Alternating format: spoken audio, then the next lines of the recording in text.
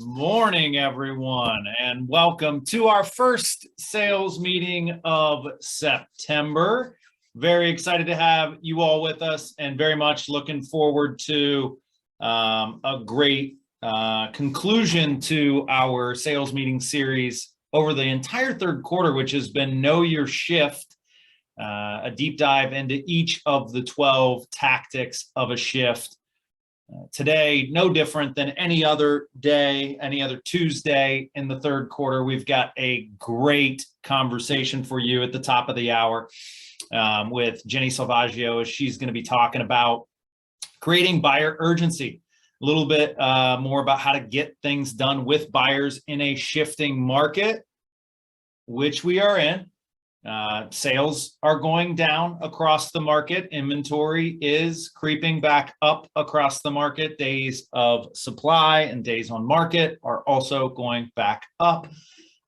So, if anyone thinks that this is just normal seasonality, it is not. We are, in fact, in store for a good and healthy shift where our people, everybody on this call, is going to take some market share and build a business that is going to stand the test of time. So jumping right in with our kickoff every week, which is deep diving into one of our beliefs. As I was getting up and getting going this morning, it occurred to me that a lot of people think that February is the shortest month of the year, when in fact it's September. We are already, we'll rub the sleep out of our eyes tomorrow morning and be a week into this month. And so this is always the month where the wheat gets separated from the chaff. And it really comes down to a focus on the first of our three C's. And so I want to hit all of these: customers, commitment, and communication. You're going to hear about these things within our conversation with Jenny today, but we have to be thinking about our customers. We've been talking about an economic recession on the horizon, impacts on employment throughout this entire year, right? It was the focal point of a conversation we had back in April during our Q2 kickoff. And while Northeast Ohio is expected to fare much better than most of the United States, we're not going to be saved from that, saved from the impacts of a recession. And you've already seen major corporations start to announce layoffs on the first of the month, and throughout the United States, and the impact that has. And so those layoffs are numbers. They're talking about them on their calls with Wall Street, but to us, they're people, they're our customers, they're our clients. And so we want to be in relationship with them. And even the ones who aren't laid off, who are seeing this as a big opportunity for them. Maybe they get promotions, maybe they get more opportunity, maybe they get a larger income, maybe that means they need a bigger house. And so our commitment to serving them on the way up and on the way down and the way over is going to be really important. And so the most important thing that you can do right now for your business for the remainder of this quarter, the remainder of this year, and all the way into next year is get into communication. We have to be talking to people. Gone are the dog days of summer where we're running all over Northeast Ohio with a new buyer every other day, it felt like, or a new opportunity every other day. And instead, it's work mode now. And so we are in the best position. The people on this call, the people in this company are in the best position to serve others at the highest level and take market share, grow a business, and protect your life and livelihood by helping other people protect theirs. So as you go through this very short, very fast month, right, there are no days to spare. There's no opportunity to play hooky. We have to be there. We have to be there every day, and we have to be there for our customers. So you're going to hear a little bit more about that and a few angles on that from Jenny in just a few minutes. Let's talk about what's coming up on the calendar. We have got a lot happening, but before that, we're going to do some Kellerversaries. So happy anniversary to all of these folks who are celebrating another year with Keller Williams. in the month of September.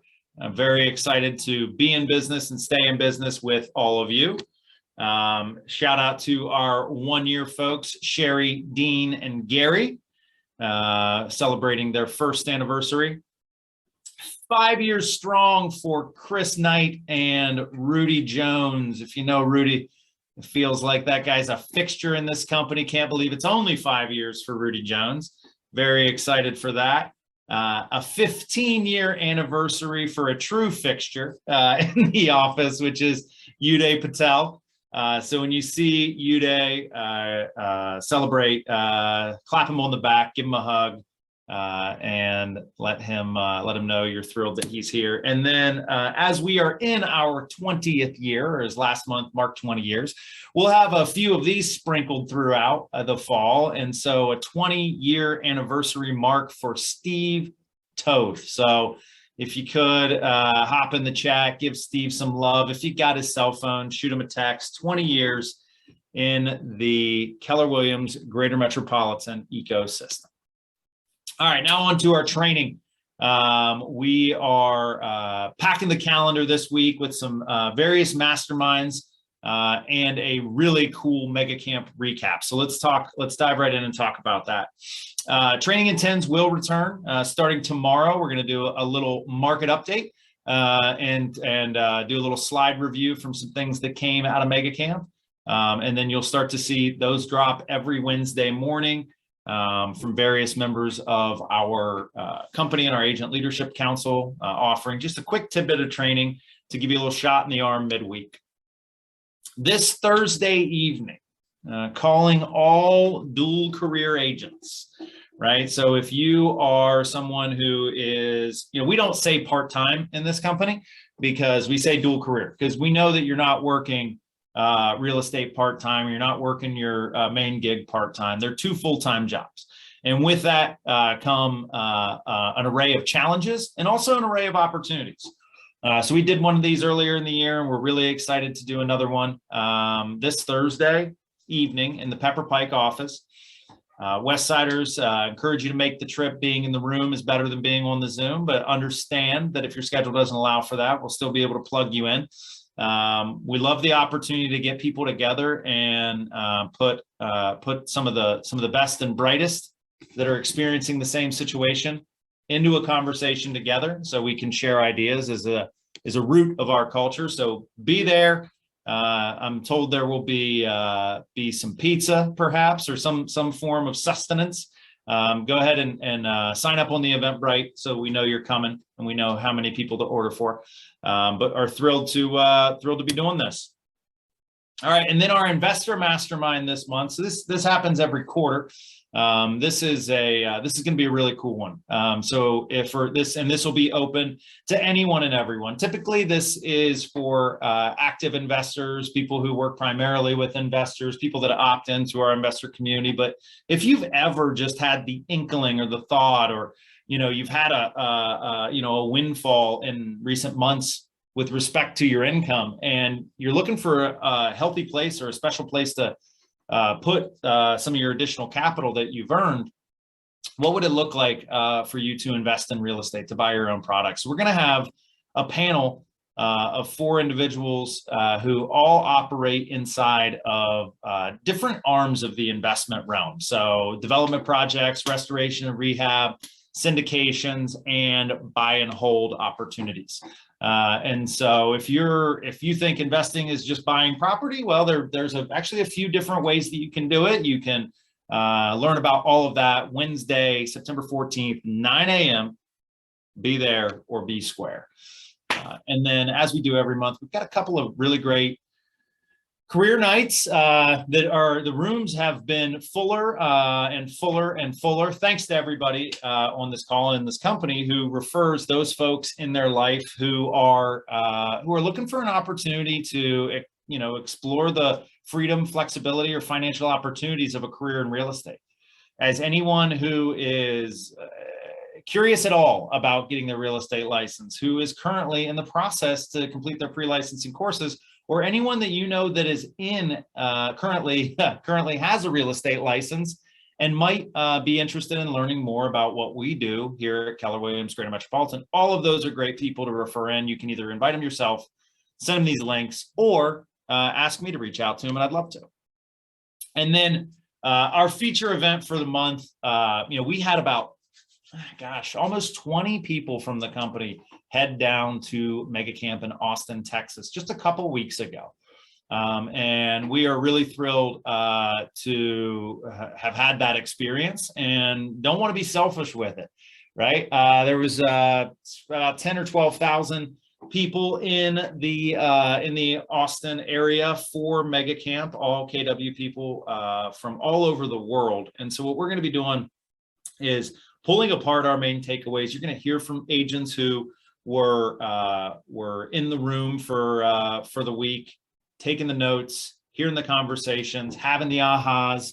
We're going to hear from, and we're going to talk a little bit about some of the takeaways, physical takeaways that KWRI has provided us with that can have an immediate and big impact on your business. And I'm going to tie this in. I believe my next slide is one of my favorites. But if we get our heads wrapped around how we want to do business and some tactics that we want to deploy, it's going to fit really well with our business plans for the next year. So everybody should mark their calendars and be there on September 22nd at 9 a.m. It's going to be fun, high energy, good conversation, recap of Mega Camp. The clam bake, we've already sold, I think, over 130 tickets. So now is the time. Now is the time for you to grab those tickets. We will stop sales on the 22nd of September. So go back to what I just said about September being the shortest month. Don't wait on it. Don't sleep on it. Make sure that you get your tickets now. Guys, this doubles as a date night for you or your significant other. Doubles as a great client event if you want to grab a couple of your best or favorite clients or referral partners. The opportunities for who to invite are endless, or just show up and have fun yourself. It's a great time. Food, music, raffles, live auction, all sorts of good stuff. Can't wait to see you there. And then mark your calendars, buy your tickets right now. So typically this event is happening for us in the month of November or late in October. We pull it forward because it is more important now that we get a head start on next year, and then we get into the habits that are going to deliver our goals through the shift. So this is going to be happening on Monday, October 10th, the Middleburg Heights Community Center. And we're gonna blow it out, guys. 6 hours of CE. Really good opportunity to pull apart every single piece of your business plan, from what mindset you're going in with, the economics, your lead generation strategies, how the cash is going to flow, and what your next organizational step is. This is historically our largest training event of the year, and thrilled for the opportunity for you all to have this, and excited for you all to get a head start on 2023 with this. So get your tickets now. Use the promo code KWGM Agent at checkout. Save yourself $10. Sound good? All right, now I'm going to turn it over to Mr. Andrew Ginter to do a quick highlight on a few things related to an updated residential property disclosure that we all should be using. Andrew? All right. So the new one will be in Dotloop and DocuSign, I believe, shortly. I think as soon as that's up and running, everybody in the company will get emails from Julia that it's official. The changes are fairly insignificant, but it's important that you're using the right one, because starting on January 1st of 2023, it will be the only one you will be allowed to have used. So if you use the wrong one, you'll be like not filling out disclosures at all. So the changes are very simple. It's on the last page, and they've added a page. So on the last page now, there's a second disclaimer about things your buyer should make sure that they are doing their own research on. And it's just in regards to hazardous materials. And then there is a appendix now to the disclosures that is if you're giving it to people electronically, I believe will be an interactive document with links, and it's just links to like EPA sites regarding lead-based paint, asbestos, radon, that sort of thing. There are zero changes anywhere else on the form. I actually earlier this morning printed both of them out just to make sure, and went line by line, and nothing has changed. One thing to note, this is less about a change and more about just a misconception that I want to dispel while I have a chance to talk about disclosures. There are only a handful of questions that are qualified with, but not in the last five, but only in the last 5 years or something along those lines. Every other question is asking a person for the life of their interaction with the property, not just the last 5 years. And all the questions that are qualified with just in the last 5 years are still qualified with that same statement of only in the last 5 years. So I just want everybody to be aware of that, though, that at no time on the disclosures is stuff limited to the last 5 years unless it says so. But that's it for the new change. So for those of you who are using your own templates in DocuSign and Dotloop, you're going to need to make sure that you change that out.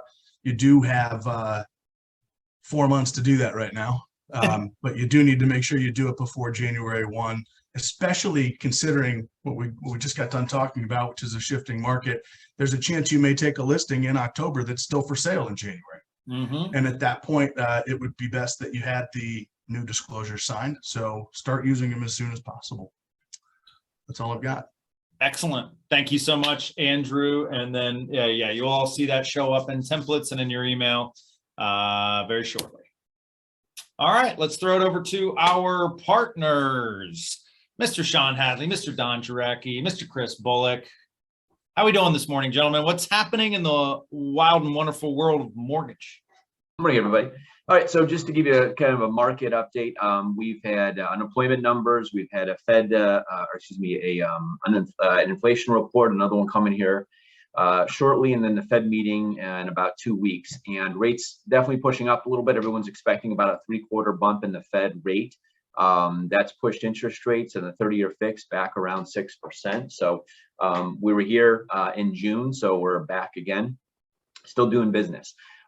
Speaking of business, has anybody been called randomly or cold called by a loan officer lately?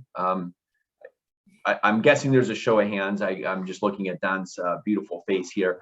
But what we're seeing in the marketplace is, dealing with this shift is there's a downturn in everyone's pipeline. And I was, before this meeting, I was trying to pull up the statistics, but I've seen anywhere from a 40 to a 100% increase in loan officer licenses from 2019 to the first quarter of 2022, because obviously the purchase market was nuts, refinances were just absolutely bonkers. And now with rates doing what they have and with seeing a shift in the market, you're seeing loan officers chasing business that they've never gotten into before. So I am so glad I'm at Cross Country Mortgage. Don and I have each been here for 6+ years.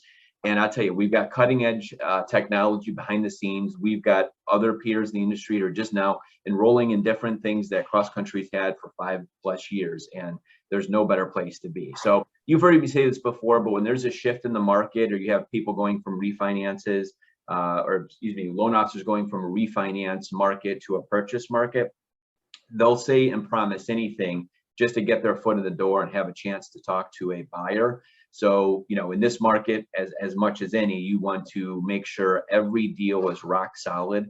So literally interview a loan officer when you're introduced to one during a transaction, whether it's your buyer who has a pre-approval letter in hand, or you're the listing agent. Call that loan officer and find out what they know, and more importantly, what they don't know. Don, what do you have for us? Yeah, and just to piggyback on what Sean indicated here about the economy, about a week ago Friday, Chairman Powell had in his speech to everyone, he had used the word pain 9 times, I think, in about the first 60 seconds of his speech. And essentially what the pain meant was that we are going to have a hawkish landing versus a dovish landing to this economy, which means the Fed is going to do everything possible to slow it to just a halt. And what that means is you're going to be pushing rates above 6% here for a while.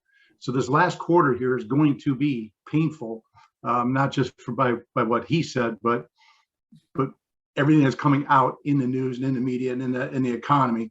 We're in for a very hawkish landing, not dovish landing, which means him using the word pain 9 times in the first 60 seconds or so is going to be true. So hold on to your bootstraps, pull them up tight, and let's make the best of it here for the next 3 to 6 months. Yeah, thank you guys. Can't say it enough. Andrew dropped it in the chat. You know, working with, and I know you guys are our feature for next week on all the great opportunities around get creative with financing, or maybe it's in 2 weeks. But I just want to emphasize how important it is, and what you're going to hear in this sales series this month is going to be about identifying the right people, right? That's our today's conversation. Getting in relationship with the right partners like Sean and Don to get the financing locked. And then at the end of the month, you'll hear from Andrew about bulletproofing your transaction and protecting it. As hawkish as things can be, we're still going to see somewhere between 12 and 15,000 homes sell in the fourth quarter this year, right? So, and just because it was 15,000 last year and the number flashes red and everybody gets a little skittish, there are 12,000 people who in the next 15 weeks need your help. And so as long as we are making 20 contacts a day, being in communication and partnering with the right people, we will get it done. All right.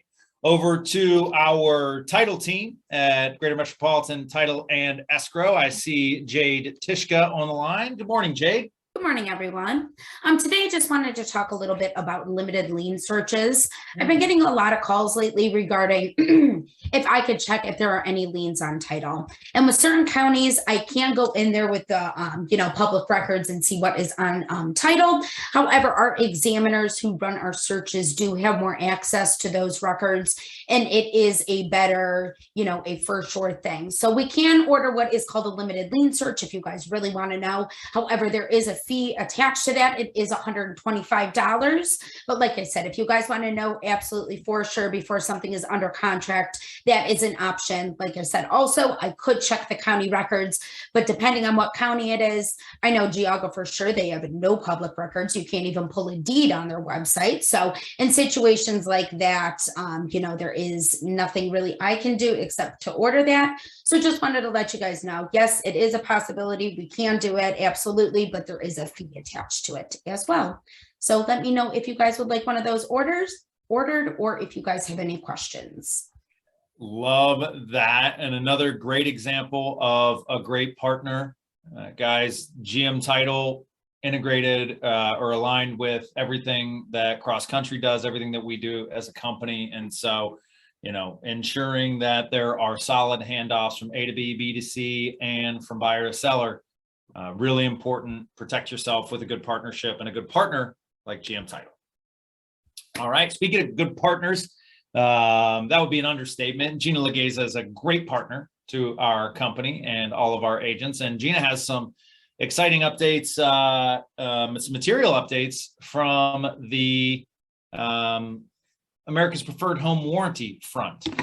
Good morning, Michael. Good morning, everybody. So we have exciting enhancements to our warranty. And before I begin, I just want to let everybody know, if you've met with a client this weekend or, prior to the weekend, we will honor old pricing. So I don't want anybody to think that we will not do that in our partnership. We will absolutely do that for you. So we have some enhancements that I'm so excited to share. So our new pricing structure for the $100 deductible is $499 and the $50 deductible is $535. Everything went up just a scotch across the board. But what I'm really excited to talk to you about is washer dryer coverage used to be an add-on of $85. It's now part of our plan. So no more add-on for washer dryer. You can feel confident. It's part of our home warranty now. We also have a sewer line coverage where we're covering not only the foundation of the home, but out to the street. We are the only home warranty company that's doing that for you. So super excited about those two things as part of our plan. The buyer upgrade went up slightly, $20. So like I said, we had just a slight increase in price. But I will tell you, we have a really exciting package too, our technology package. It's $199. And what this is going to do for you and your clients, 37% of homeowners are working from home. So what this technology package covers is routers, printers, game systems, home theater. So we're really cutting edge in what we're doing and helping your clients to cover those items that are very important to them.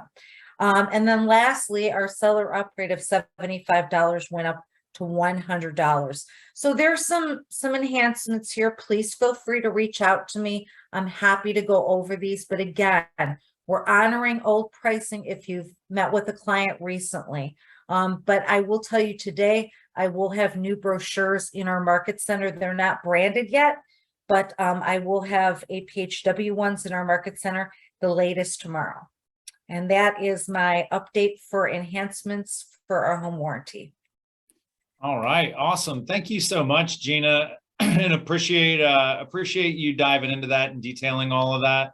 Some of those things around what's included that wasn't historically included, and that technology upgrade, really powerful things and important things to be considered, when we're having the conversation about the home warranty with our clients. Yes, thank you, Michael, and I appreciate everyone's support. Thank you. Absolutely. Good to see you, Gina. Good to see you as well. All right, team. Well, I think next we're going to just bring up to the main stage here, Mrs. Jenny Salvaggio. Good morning, Jenny. How are you? I'm good, Mike. Thanks for having me. Yeah, I'm sorry. I should come more often. You're very informative. Oh, well, see, there you go. Somebody clip that and send it out to everybody. Well, I'm glad we're able to have this conversation with you, Jenny. I know that you've been doing a tremendous business, well above and beyond, even what a speedy market could provide. I think you had over 50 closings last year. Is that right? 59 last year. 59. Yeah. So get the number right, bud. So tell us a little bit about yourself, how you got into the business, and what it is that motivates you to perform at such a high level. Well, I was in the service industry for years. My husband was in the Marine Corps, and we were stationed in Hawaii and California. And every time he would get moved around, I would just start a new waitressing job.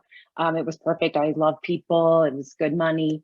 We moved back to Ohio, and I decided to go back. I wanted to be a mom where I didn't have to send my son to daycare. And then I was at yours truly in Mayfield Village for 20 years. Wow. And I always said I would stay there. I mean, I loved it. I made good money. But then one of my coworkers turned 50, and she was like, Jenny, what are you going to do, in your next chapter? And I swear it just came out, and I said, I think maybe I'll do real estate. It wasn't something that I had said I was going to do, but I decided that spontaneous moment.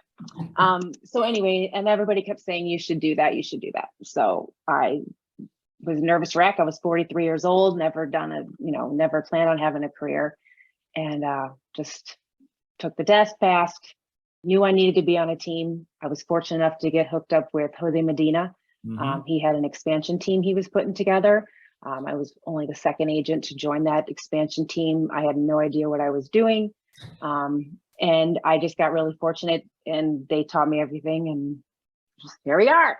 First year I sold 29, and it's just been, I know a lot of people. I'm very fortunate from the restaurant, so I had a nice sphere to start my business with. Yeah. No, and I think that's wonderful. I think that, for the most part, most of us know a lot of people. I think you've shown that, if you maximize those relationships, have those conversations, be in communication, you can pull a lot of opportunities out of it. So yeah, thrilled to have you here today, because I want to talk about, just that, creating urgency in the market, doing as many deals as you do, You don't get to 59 closings with just 59 clients, right? And I think that's an important takeaway in and of itself for anyone who knows someone who might buy. That might not actually be a buyer. So I just want to dive in and talk about, how are you, with so many relationships and so many opportunities, how are you sorting through the buyers and or even the sellers, anybody in this equation who might be interested in working with you, and identifying who's actually the most motivated, or who is most likely to do what they have to do to make a transaction happen? Well, I do have what I call A, B, and C buyers, and I have like a list, of who's hot, who I have to nurture and who I have to watch. Yep. I talk a lot. I mean, I ask a lot of questions. I got to read for, do they need to be in a school system by a certain time? Or if they say to me, and if somebody says that to me, or they say I need to be, in the area for a new job within 2 months, well, I'm going to spend a lot of time with that buyer and talk a lot with that buyer and stay in touch with that buyer a lot. If someone tells me, oh, we're just kind of looking in the next couple of years, of course, I'm still going to, reach out, but it's definitely, I'm going to focus on that A buyer as much as I possibly can and make sure that they're in the home, because now I'm worried. Right. They're worried that they're going to be homeless. Well, I tell them I'm going to be more worried than you are. So don't worry, I'll take care of you. So, I mean, I do drip campaigns too. We use Boomtown. Yep. I really like Boomtown. I'm able to kind of see those nurture buyers and those B buyers and C buyers, and kind of a little bit of spying on what they're looking at. If they look at a house 3 or 4 times in one day, I'm going to call them. Right. So, because I know, even though they told me, and they don't know that I know that they looked at that house 3 times. And so anyway, I'm going to have a longer conversation with them, and make sure I make a point to call them. But yeah, so you're working, you're likely using a script for this conversation, right? Yes and no. Yeah. I mean, I tend to just, yes, I love scripts. Scripts help me a lot, especially when I'm flustered and I want to make sure I say the right thing. But normally I just build a relationship and I'm just honest and I don't know. But scripts are important, but I don't always use scripts. But your goal in these conversations is to tease out a specific date if one exists, right? Somebody says something about a school district, that's a trigger that, Huge. Hey, let's go back 3 months. We only have, 6 weeks to find this house, 4 weeks to close, and a couple weeks to move. If they're school driven, if it's work driven, they've got a start date. They don't want to move twice, right? And so you're asking questions, seeking specific dates or life events that are going to drive their need above and beyond the casual need of, we want a 3rd bedroom. Yes. And if they tell me that come wintertime when it starts snowing, they're not going to want to look anymore because they don't want to deal with the snow, well, that's also going to be a longer conversation. And I'm going to be more motivated to keep in touch with them to make sure we get them a house before it starts to snow. Clock is ticking on that for sure. As if this weekend's weather didn't tell us anything about a seasonal shift. So, let's talk about this. Since, you are in constant conversation with folks, there's so much that is going to be discussed in the media. And, there's so much news content flowing at people about what's happening on the global or the national scale as it relates to real estate. Even some stuff here locally, as we talk about, down 10% sounds bad, but it doesn't look bad in the raw number. How are you walking people through, or just helping them level set against all the information that a consumer can get today? So, I mean, I definitely point out that, national news tends to talk about California and New York. I mean, and those are, states that are higher priced houses, and they always seem to be they kind of give us indication in Ohio of what is coming. So I do try to let them know that, we have to focus on our area and the places we're looking. It's not the same as, what the national news is saying. I also use a lot of my own personal experiences. I do that with almost everybody.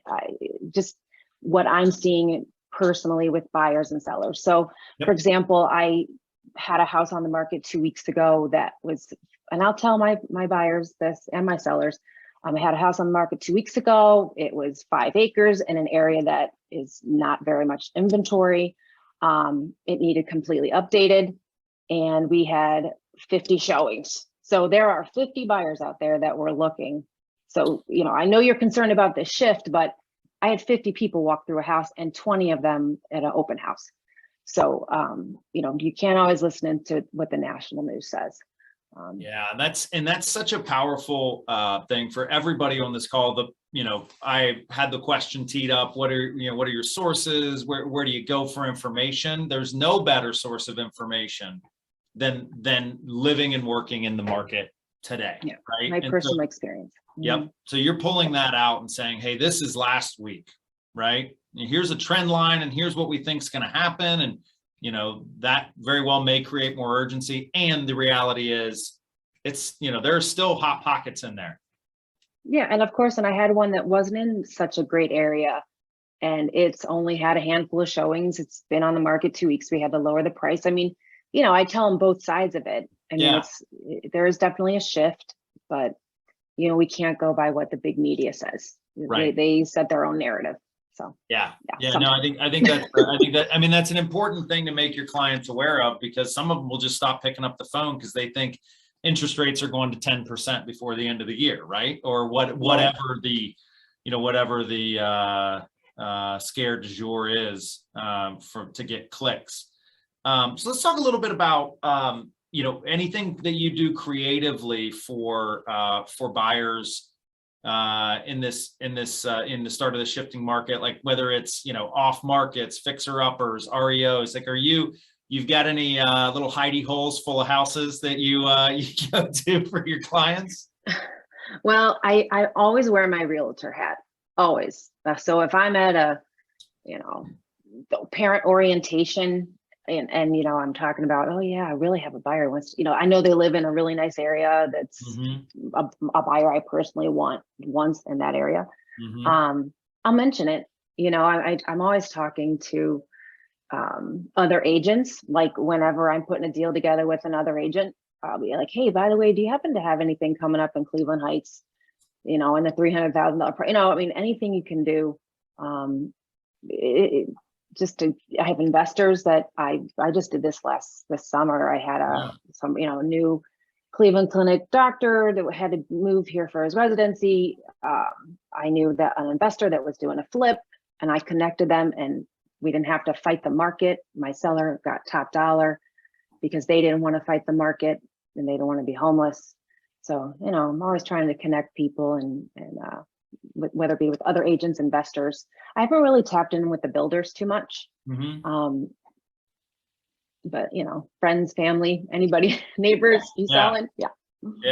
No, I love that. I think that's a really sharp takeaway, and will be really important, right? Let's go back to what we started at the top of the call, or the start of the call with, which was, the importance of communication. New agents, experienced agents, everything in between. We always joke, you can be a general agent, a specific agent, a listing agent, a buyer's agent, but you can't be a secret agent. People need to know that you're in real estate, right? Yes. And it's more important now. And there are people that have been in the business for 10 years whose cousin lists with somebody else because they forgot that you were a realtor, right? And so I love that you said, it doesn't matter where you go. And look, you're not walking in slanging business cards, I'm sure, right? You're just letting people, maybe sometimes some scenarios perhaps. Yeah.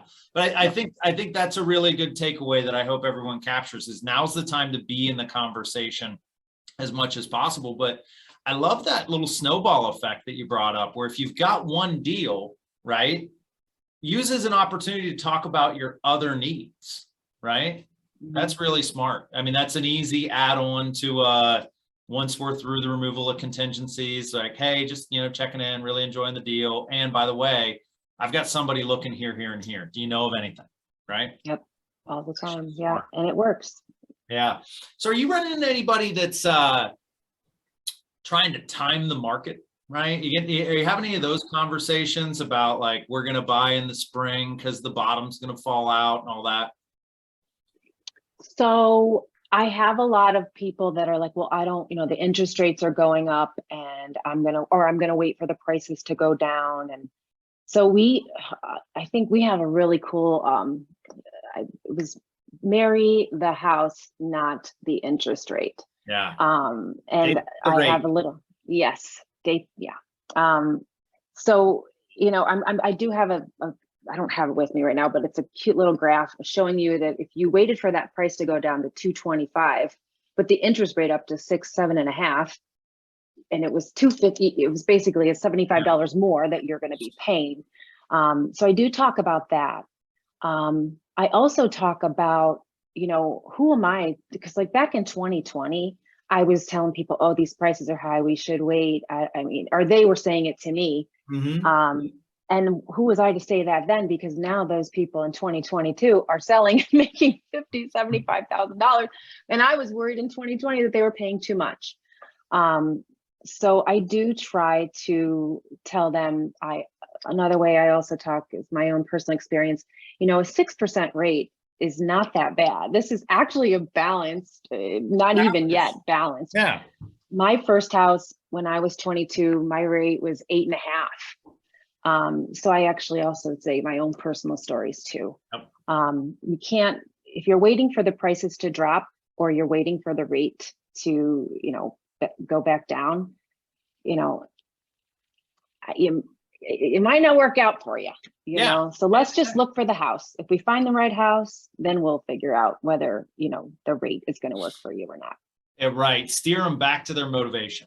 Right. Nobody's buying a house because the rates were low. Nobody's nobody's selling because, some people might have sold because the price was high, but I think that's the thing. We only know what we know to this extent, right? If we had a crystal ball, wonderful. I wish I did. Yeah. But if you would have had a crystal ball in 2020, you'd bought a lot. I mean, I'd bought a lot more houses. Well, I sold my house in 2019 and people are always like, well, I could have made so much more. Like, hey, I'm a real estate agent. I sold it in 2019. I could have made so much more. Yep. Yeah. But I would have paid a bunch more too. So it balanced out. And I think that's a really important thing to bring up is, look, there's in Ohio, in the Midwest, right, in total, the Great Lakes region, nobody's calling for a massive correction in sales price, right? No. We'll see downward pressure on it as interest rates go up, and we're not seeing a ton of massive corrections, even in the luxury markets, slowing down, certainly, and again, downward pressure, but we're not talking about a 10% correction. I think the inventory is so low. I talk about that too. The inventory is low. It's going to be low for a long time. Yep. You're good. And even if it gets way up, it might not be good inventory, right? We're seeing a lot of that. Yeah. So let's talk about when you're in the conversation, anything that you're doing to help people either broaden or narrow the search, right? So a lot of this creating urgency is like, yes, there's 7,000 homes on the market, but we're not going to look at all 7,000. Or, hey, there's only 2 in this neighborhood. Could we think about other neighborhoods? How are you walking people around that journey? Well, if I have someone that, is a referral or somebody from my sphere that, know me, and they come to me and they want an area that is, I know that budget is going to be tough. And I know that the houses that are coming up are going to be slim. I may say to them, hey, let's try this area too, or let's just, shift them a little bit. Mm-hmm. But the buyers that I don't know that are brand new, I have an inside sales team, they send me a brand new lead. I've got to earn their trust a little bit. So I will take them to these properties that they think in the areas that they want. But eventually I explain to them that in my experience, buyers are liars. You think you know what you want. You think you got to have these certain things. Let's branch out a little bit, and when I say buyers are liars, I'll give like an example. I had these buyers that came to me and they wanted a garage. No matter what, they had to buy a home with a garage. So we went to a showing. We're going through the back lockbox. I'm like, there's no garage in this. Are you sure you want to see this house? And they're like, well, we're here. Well, that's the one they bought. They bought the house Right. that didn't have the garage. Right. So, you know, I do try to shift my buyers if I feel as if that inventory or that price, or they're just not going to get what they think they want. I'm just kind of delicate about it because I want to earn their respect and trust before I start saying, no, you're not moving to that. It'll never work. Right. Right. Well, and I think that, you know, investing in the relationship, but also, you know, gently steering versus, Sure. well, you know, there's nothing here for you. I guess we'll wait until something else comes up. Right. Yeah. Yeah. And sometimes, you know, they'll pick 3 houses that I know are just awful, but I'll go because you know, once again, I want to earn their trust. Yeah. And I want them to see for themselves because they don't know if I'm just trying to be a sales lady or whatever.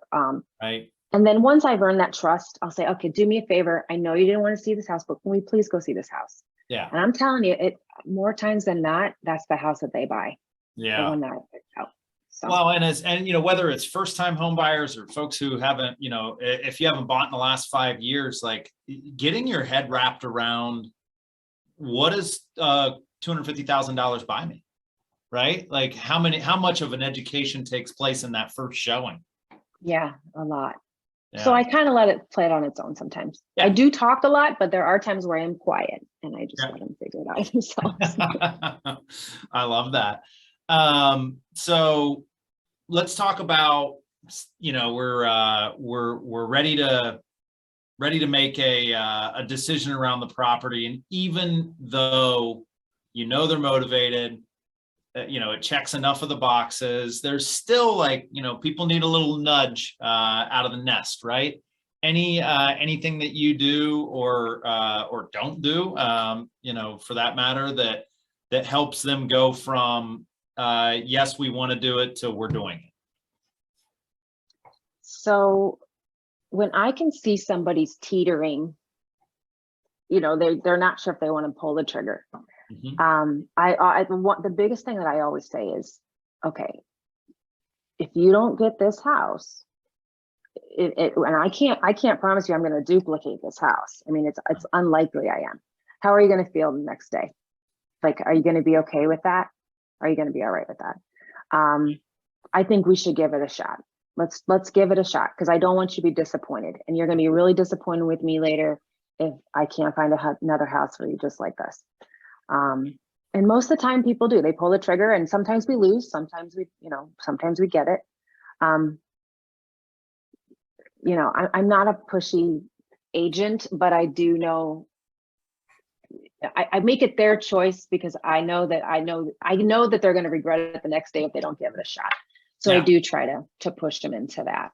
I love that. I love that. It's you know, you take the future pain and you make it you take the present pain and make it a future pain. Yeah, I mean, and it happens. I have buyers just now. The first house we looked at, they weren't ready to pull the trigger. They just weren't, and I wasn't going to push them into it. Sure. And as a year later, they found something, but they settled. They don't like really that house that they're in. But you know, I didn't feel comfortable because it was their first showing. Right. You know, and they didn't feel comfortable, and I knew them personally. But I feel bad. And I will, once again, I always talk to my buyers about past experiences with other buyers, and it really does help. This is what happened to these one buyers. So I don't know if you want to wait because they still regret it a year later. Yeah. They didn't try.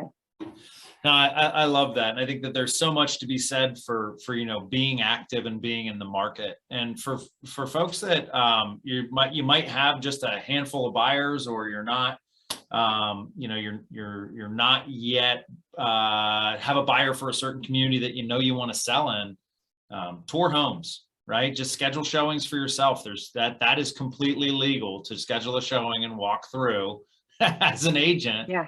So that you get these reps in, and so that when a buyer comes through, I mean, how often, Jenny, are you, because of your activity, your consistent activity, are you doing, you're having a conversation with a buyer and you already know of a couple things that have come on or sold or might be coming on that you're able to start feeding to them right away? So the way I kind of keep up on the markets that I know I have areas in that buyers want to buy is I have just like I would for a buyer. I set it up on the MLS Mhm. and I get automatic emails.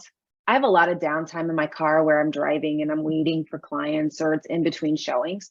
And it's almost a great way for me to remember to look at these markets so that I'm ready and educated when I do get a call or I am meeting with those buyers of what is on the market or what is pending, how fast it went, you know, like, Right. oh, this was a great house and it went under in 5 days. Like we do have to move quickly in this little pocket that you want.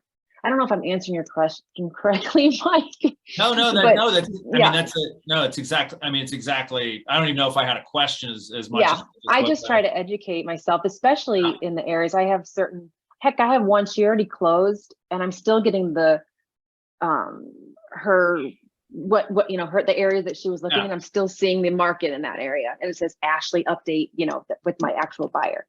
But I'd still have areas and people in that area looking. But I'm always trying to really stay on top of what's available because we do get cold calls. My ISA leads, and I need to kind of know this stuff off the cuff when I'm in the car. Like I gotta know. Yeah. So I love that. I think if I'm gonna recap and do some takeaways, I want to make sure that I've heard you correctly and all the things that you're doing to produce such a great business and operate at such a high level. One, you have to be in the conversation, right? So with anybody and everybody as it relates to their lives, it's going to relate to real estate, right? So make it a part of every conversation, right? Number two, look for hard dates or hard stops around life events. Kids are starting school, moving to a new job, don't want to be in the snow when I move. Those are all really good guardrails to push against, right? It's an edge to push against to create motivation, or at least to identify it. And then finally, be active in the market, right? Whether it is just setting yourself up on MLS updates, getting into the houses, keeping the conversation going with active deals about next opportunities, whatever it is, right? It's just a constant push, right, on all the different mediums to keep real estate and that opportunity for the hottest buyers at the forefront. Yep. I mean, you got to eat, breathe, and sleep real estate. That's right. You do. I mean, it's not a career, it's a lifestyle. It is. But I'm fortunate too. I have a great support system through my team, my husband, but yeah, you really do. It's got to be top of mind all the time to meet the goals that you want, in my experience. Yeah, no, I love that. Anything, have you started the goal setting process for next year? You starting to tease out what you'd like to be able to accomplish in the next 12 to 15 months? Well, don't laugh. I wanted to sell less houses. I know that sounds so scrappy, but I know. But I'm on pace to sell 50. So my goal was 50 this year. I'll make it. I probably might do more, and I'll want to do 50 again next year. I mean, it's you just keep going, jumping along. Yeah. I mean, and I'm trying to be more a part of the market center. I kind of want to be more a part of, because I was so focused on this, I couldn't get out and be social. So I'm hoping to be at more social events and things. Well, yeah, we got a clam bake coming up at the end of the month. I would make it happen. That sounds fun, but I'll just have an IPA and I'll skip clams. That's right. I believe they serve those. There. I'll take that. Yeah. Yeah. Well, that's awesome. Well, we're excited. We're thrilled to have you with us today. Really appreciate the conversation and everything that you had to share. I think it's really powerful, and thrilled that we're going to be seeing more of you around. Yeah, I gotta do all the fun stuff. Yeah. Yep. Fun stuff. Awesome. All right. Well, thank you so much. Appreciate your help as always. And thank you to everybody for being here today. Go forth and conquer. Go hit a broker's open. Go tour some houses. Let's get in the market. We'll see you guys next week.